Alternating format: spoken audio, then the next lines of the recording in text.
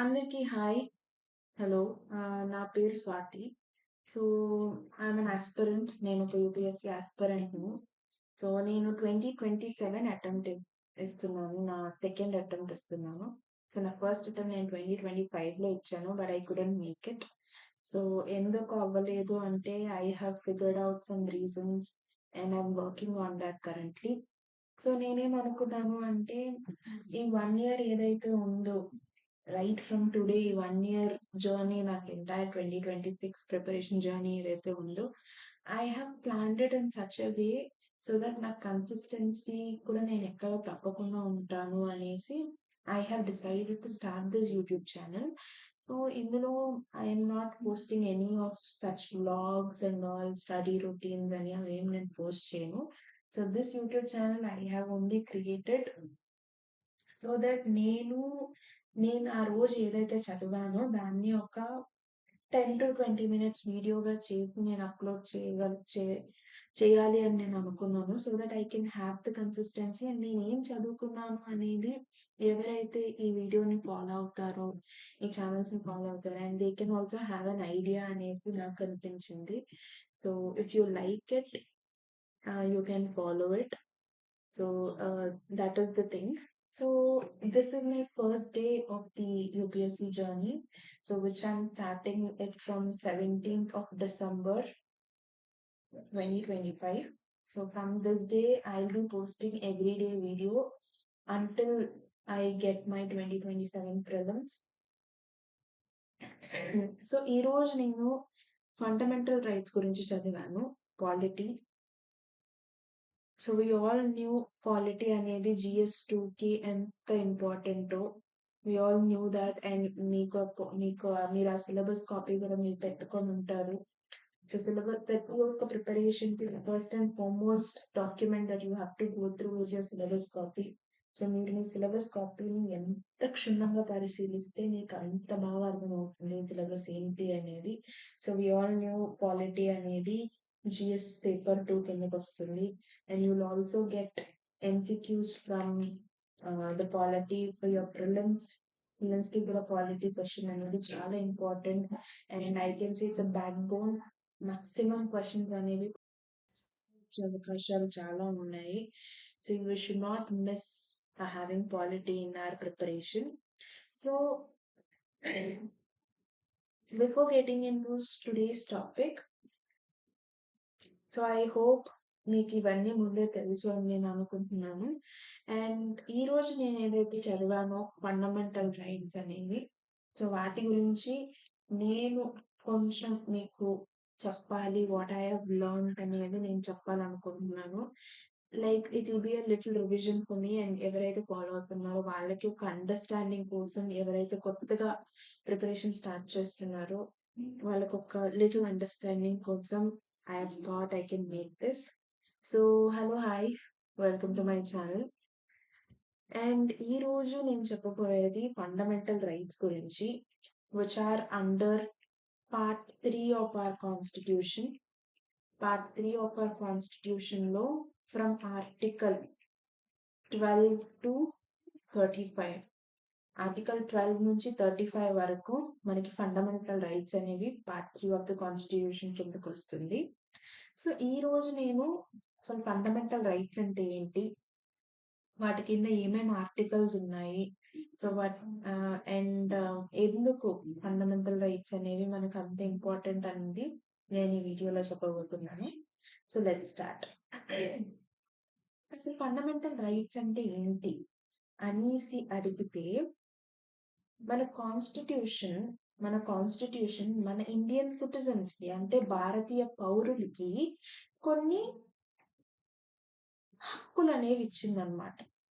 So వాటిని fundamental rights అంటారు. Those are the basic human rights. Those are the basic human rights guaranteed by the constitution. Guaranteed by the constitution. మనందరికీ తెలుసు constitution అనేది it's a rule book. So ఒక government ఎలాగ నడుచుకోవాలి, అది ఎలా పనిచేయాలి అని చెప్పే ఒక రూల్ బుక్ అన్నమాట. సో ప్రతి కంట్రీకి కాన్స్టిట్యూషన్ అనేది ఉంటుంది. Either it is a written document or un unwritten document. And మన కాన్స్టిట్యూషన్, ఇండియన్ కాన్స్టిట్యూషన్ అనేది it's a written document. So ఆ కాన్స్టిట్యూషన్ అనేది ప్రతి భారతీయ పౌరుడికి వాళ్ళ వాళ్ళ హక్కులు అనేవి ఇచ్చిందన్నమాట. సో ఎవరెవరికి ఇచ్చింది? ఇండియన్ సిటిజన్స్ అంటే భారతీయ పౌరులకి, and also in some cases కొన్ని హక్కులు ఏవైతే ఉన్నాయో అవి నాన్ ఇండియన్ సిటిజన్స్ కి కూడా వర్తిస్తాయి. అంటే కొన్ని ఫండమెంటల్ రైట్స్ అనేవి వాళ్ళు ఆ రైట్స్ ని యూజ్ చేసుకోవాలి అంటే కొన్ని అవి వాళ్ళు ఇండియన్ సిటిజన్సే అవ్వనక్కర్లేదు. They can be foreigners also. Got it? అర్థమైందా ఫండమెంటల్ రైట్స్ అనేది ఏంటో? I hope you understood. So ఏంటి ఫండమెంటల్ రైట్స్? ఏం ఎన్ష్యూర్ చేస్తాయి అంటే, first is your equality. So మన ఈ భారతదేశం అనేది it is a country of some millions of population. So మనం పాపులేషన్ లో currently we have surpassed China. So అంత పాపులేషన్ లో there are many people who are related to different backgrounds నుంచి వచ్చిన వాళ్ళు ఉన్నారు, డిఫరెంట్ కమ్యూనిటీస్ నుంచి వచ్చిన వాళ్ళు ఉన్నారు, డిఫరెంట్ రిలీజియన్స్ నుంచి వచ్చిన వాళ్ళు ఉన్నారు. సో వాళ్ళందరికీ వాళ్ళందరినీ ఒకేలాగా చూస్తుంది, అండ్ వాళ్ళందరికీ సమానమైన హక్కులు ఇస్తాయి ఫండమెంటల్ రైట్స్ అనేవి. And second is your freedom. Because we all knew that India is a democratic country. అంటే ప్రజాస్వామ్యం అంటే మన లీడర్ ఎవరైతే ఉంటారో, మన నాయకుడు ఎవరైతే ఉంటారో, ఎవరైతే గవర్నమెంట్ ని నడిపిస్తారో, ఎవరైతే గవర్నమెంట్ ని మన కంట్రోల్లో తీసుకొని ప్రజల కోసం పనిచేపిస్తారో, ఇట్లాంటి డెమోక్రటిక్ కంట్రీలో ఆ లీడర్ ని ఎన్నుకునే హక్కు మన చేతిలో ఉంటుంది. We have the power of vote. So మనం ఎవరి కేసు ఎన్నుకుంటే వాళ్ళు గెలిచి నెక్స్ట్ లీడర్ అవుతారు. ఆ గవర్నమెంట్ ని హ్యాండ్ ఓవర్ చేసుకొని they'll rule us. Not actually ruling, but they ensure that government is working for us, we can. So అట్లాంటి democratic కంట్రీలో ఉన్నప్పుడు we can't be in such a case. మనం ఏదో పంజరంలో ఉన్నట్టు ఉండలేం కదా. We use to have some freedom. మనకి నచ్చింది చెప్పే ఫ్రీడమ్ ఉండాలి, ఒపీనియన్ చెప్పే ఫ్రీడమ్ ఉండాలి, మనం ఎక్కడికన్నా వెళ్ళే ఫ్రీడమ్ ఉండాలి, ఏదో ఒకటి తనకి ఇష్టం వచ్చింది చదువుకునే ఫ్రీడమ్ ఉండాలి. సో ఇట్లాంటి ఫ్రీడమ్స్ అనేవి ఇట్స్ బేసిక్ హ్యూమన్ రైట్, ప్రతి మనిషికి ఉండాల్సినవి. Okay. So government can't restrict us in such cases. కొన్ని విషయాల్లో గవర్నమెంట్ కాంట్ రెస్ట్రిక్ట్ us. నువ్వు ఇది చేయకూడదు, నువ్వు ఇది చేయకూడదు. గవర్నమెంట్ మనల్ని రెస్ట్రిక్ట్ చేయలేదు కొన్ని విషయాల్లో, నాట్ అన్నిట్లో. అలాగని ఫ్రీడమ్, ఫండమెంటల్ రైట్స్ ఇచ్చింది కదా ఫ్రీడమ్ అని చెప్పేసి ఎట్లా పడితే అట్లా చేస్తే ఒప్పుకోరు ఎవరైనా.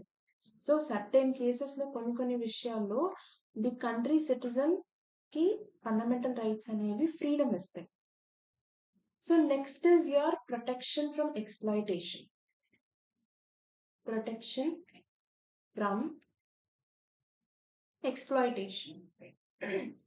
ఎక్స్‌ప్లాయిటేషన్ అంటే ఎట్లా చెప్పగలము అంటే,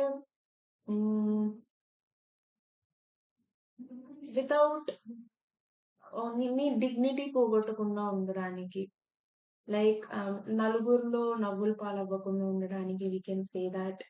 అండ్ ఒక రకంగా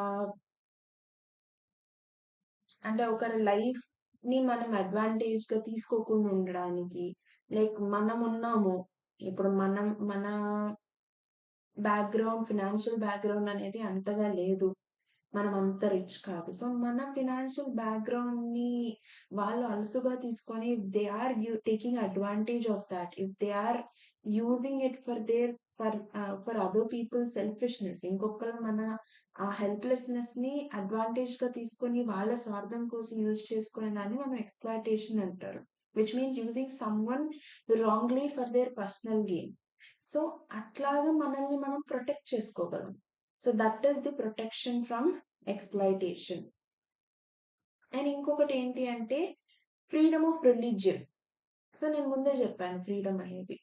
మన మన కంట్రీలో మన కంట్రీ సిటిజన్స్‌కి, ఇండియన్ సిటిజన్స్‌కి కొన్ని కొన్ని విషయాల్లో మన కంట్రీ మనకి ఫ్రీడమ్ ఇస్తుంది. అంటే మీకు నచ్చింది చోటికి వెళ్ళడానికి, మీకు నచ్చింది పర్సూ చేయడానికి, మీ ఒపీనియన్‌ని మీరు ధైర్యంగా బయటికి చెప్పడానికి మన కంట్రీ అనేది, మన కంట్రీ సిటిజన్స్‌కి ఫ్రీడమ్ అనేది ఇస్తుంది గవర్నమెంట్.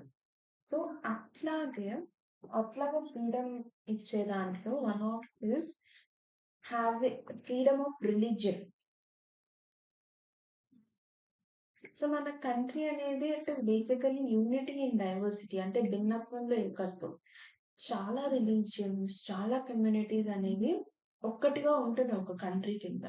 సో అక్కడ ఉన్నప్పుడు ఒక రిలీజియన్ డామినెన్స్ ఉంది గదా అనేసి వాళ్ళకి భయపడుకుంటూ కూర్చోవడం అంటే అది కరెక్ట్ కాదు. ఎందుకంటే ప్రతి ఒక్కరికి వాళ్ళ వాళ్ళ బిలీఫ్స్ ఉంటాయి. ఒకరికి ఒకరికి ఒక రిలీజియన్ ఫాలో అవ్వడం అంటే ఇష్టం. ఇంకొకరికి ఇంకో రిలీజియన్ ఫాలో అవ్వడం అంటే ఇష్టం. అది వాళ్ళ ఇష్టం. They have their own opinion and we can't judge it. We are no one to judge it. ఎందుకంటే ఇప్పుడు తెలుగులో వాటర్‌ని నీళ్ళు అంటారు. హిందీలో పానీ అంటారు. అలాగని మనం వాళ్ళని ఫోర్స్ చేయలేం గదా! దాన్ని పానీ అనకండి, దాన్ని నీళ్ళు అనండి అనేసి. And we are no one to force them. And the same thing is with the religion. ఒక్కరు ఒక సెట్ ఆఫ్ రూల్ బుక్‌ని వాళ్ళు నమ్ముతున్నారు అంటే we have to respect it. మనకి మన రిలీజియన్, మన బిలీఫ్స్ అంటే మనకి ఎంత ఇంపార్టెంటో, మనకి ఎంత రెస్పెక్టో, the same type of respect అనేది ఇతరులు గూడా వాళ్ళ రిలీజియన్‌కి క్యారీ ఔట్ చేస్తారు. And we should not judge them, and government పర్టిక్యులర్‌లీ షుడ్ నాట్ జడ్జ్ దెమ్. వాళ్ళు వాళ్ళ రిలీజియన్‌ని ఫాలో అవ్వకుండా రెస్ట్రిక్షన్ పెట్టడం అనేది గవర్నమెంట్ ఎప్పటికీ చేయకూడదు. సో అందుకనే ఫండమెంటల్ రైట్స్ అనేవి మనుషులకి ఫ్రీడమ్ ఆఫ్ రిలీజియన్ ఇచ్చింది. అంటే వాళ్ళకిష్టమైన ఫ్రీడమ్, వాళ్ళకిష్టమైన రిలీజియన్‌ని వాళ్ళు ఫాలో అయ్యే ఫ్రీడమ్ అనేది ఇండియన్ సిటిజన్స్‌కి ఉంటుంది ఫండమెంటల్ రైట్స్ వల్ల. And cultural and educational rights. Cultural and educational rights అంటే ప్రతి ఒక్కరికి, ప్రతి ఒక్క సిటిజన్‌కి ఇండియాలో education, the minimum basic education రావడం అనేది ఇట్స్ ఎ బేసిక్ థింగ్. ప్రతి ఒక్కరికి ఎడ్యుకేషన్ అనేది కావాలి. నో మ్యాటర్ వాళ్ళు ఏ కమ్యూనిటీ నుంచి వచ్చారు, నో మ్యాటర్ వాళ్ళ ఫైనాన్షియల్ బ్యాక్‌గ్రౌండ్ ఏంటి అనేసి తెలుసుకోకుండా government should provide free reimbursements for the education for the people who can't afford the education, who can't afford such type of quality education అనేది government దాని మీద చర్యలు తీసుకోవచ్చు. సో అందుకనే రైట్ టు ఎడ్యుకేషన్ అనేది స్టార్ట్ అయింది. అండ్ మెనీ స్కూల్స్ లో right to education పైన ఎవరెవరైతే పూర్ బ్యాక్గ్రౌండ్ నుంచి వచ్చారో, ఎవరెవరైతే ఎడ్యుకేషన్ అఫోర్డ్ చేయలేని వాళ్ళు ఉంటారో వాళ్ళకంటూ ప్రతి స్కూల్లో కొన్ని సీట్స్ అనేవి కేటాయించబడతాయి. And they will read under that right to education article. And అలాగే ఈ ఫండమెంటల్ రైట్స్ లో ఏముంటాయంటే కాన్స్టిట్యూషనల్ రెమెడీస్. కాన్స్టిట్యూషనల్ రెమెడీస్ ఏంటి? కాన్స్టిట్యూషనల్ రెమెడీస్ అంటే ఓకే, ఫండమెంటల్ రైట్స్ అనేవి మనకి ఇన్ని సౌకర్యాలు మనకు కల్పిస్తుంది. అంటే ఇన్ని బేసిక్ హ్యూమన్ రైట్స్ అనేవి మనకి ఇస్తుంది. ఇవన్నీ ఎంత హెల్ప్ అవుతాయి చెప్పండి మనకి. ఒక కంట్రీలో ఉన్నప్పుడు, ఒక నలుగురు మధ్య ఉన్నప్పుడు it is our basic minimum need to have an equality among them, to have freedom about what we want to have and what we want to do, and protection from exploitation. మన చేతగానితనాన్ని వేరొకరు use చేసుకోకుండా ఉండడానికి, మనకి నచ్చిన నమ్మకాల్ని మనం follow అవ్వడానికి, ఒక proper education తీసుకోవడానికి ఇవన్నీ మనకు కావాల్సిందే. ప్రతి ఒక్క మనిషికి కావాల్సింది ఒక కంట్రీలో ఉన్నప్పుడు. ఒకవేళ ఒకవేళ వీటిల్లో ఏదైనా మనకి వయోలేట్ అయ్యింది అంటే నాకు ఫండమెంటల్ రైట్ ఉంది కానీ నేను దాన్ని యూటిలైజ్ చేసుకుంటుంటే గవర్నమెంట్ నన్ను ఆపుతుంది. లేకపోతే లేకపోతే ఎలా ఎక్స్ప్లెయిన్ చేయొచ్చు, దీనివల్ల ఇది నేను ఫాలో అయితే గవర్నమెంట్ ఒప్పుకోలేదు. లేకపోతే పీపుల్ మిగతా వాళ్ళు ఎవరైతే ఉన్నారో అది ఫాలో అవ్వకుండా నన్ను ఆపుతున్నారు అన్నప్పుడు నువ్వేం చేయొచ్చు అంటే కాన్స్టిట్యూషనల్ రెమెడీస్ లో ఉన్న కొన్ని రెమెడీస్ ని బట్టి నువ్వు నాకి రైట్ వయోలేట్ అయిందని you can go to the Supreme Court, actually Supreme Court or High Court. అందుకే these fundamental rights are actually justiciable. Justiciable అంటే which means if any of these rights are violated, నీకు వీటి వల్ల సరైన న్యాయం జరగలేదు అంటే a person can directly approach the Supreme Court or High Court. So ఒక పర్సన్ కి ఈ ఫండమెంటల్ రైట్స్ లో ఏమన్నా అన్యాయాలు జరిగాయి, ఇవి ఫాలో అవుతుంటే గవర్నమెంట్ ఆపింది, లేకపోతే పక్కన వాళ్ళు ఫాలో అవ్వకుండా ఆపారు అంటే అతను ఇది నాకు వయోలేట్ అయింది అని చెప్పేసి he can visit to the Supreme Court or High Court. Supreme Court లో కానీ హై కోర్టులో కానీ ఆయన పిటిషన్ పెట్టుకోవచ్చు. That is of the introduction about the fundamental rights. And fundamental rights idea అనేది ఫస్ట్ ఎక్కడి నుంచి స్టార్ట్ అయింది, ఏ కాన్స్టిట్యూషన్ నుంచి వాళ్ళు అడాప్ట్ చేసుకున్నారు. వి ఆల్ న్యూ దట్ మన కాన్స్టిట్యూషన్ అనేది it is a combination of thoughts related to the other constitution. వేరే కాన్స్టిట్యూషన్స్ కి సంబంధించిన ఒక కలయిక అన్నమాట, ఒక కాంబినేషన్ ఆఫ్ థాట్స్ అది. సో అలాంటిది వేరు వేరు కాన్స్టిట్యూషన్స్ నుంచి కొన్ని వాటి గురించి అడాప్ట్ చేసుకొని they have prepared the Indian constitution. So Indian constitution లో పర్టికులర్ ఈ సెక్షన్ ఫండమెంటల్ రైట్ సెక్షన్ అనేది ఏదైతే ఉందో అది ఏ కాన్స్టిట్యూషన్ నుంచి అడాప్ట్ చేసుకున్నారు అంటే దే హ్యావ్ adapted from constitution of USA. Constitution of USA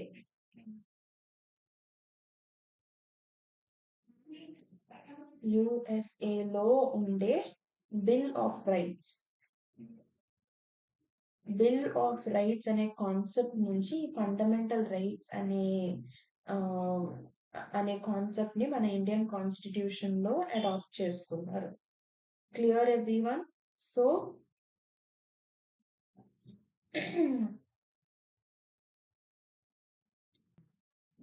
basically fundamental rights in our constitution ni the makers of constitution ఎవరైతే the makers of constitution ఎలా describe చేశారు అంటే they have said this fundamental rights are Magna Carta of India. They have described it as Magna Carta of India. అసలు ఏంటి Magna కార్టా అంటే historical document that limited the power of king and protected the peoples right. అంటే మనల్ని పాలించే వాళ్ళ power ని తగ్గిస్తూ మన ఆ దేశం ఆ కంట్రీ యొక్క ప్రజల రైట్స్ ని ప్రొటెక్ట్ చేస్తుంది.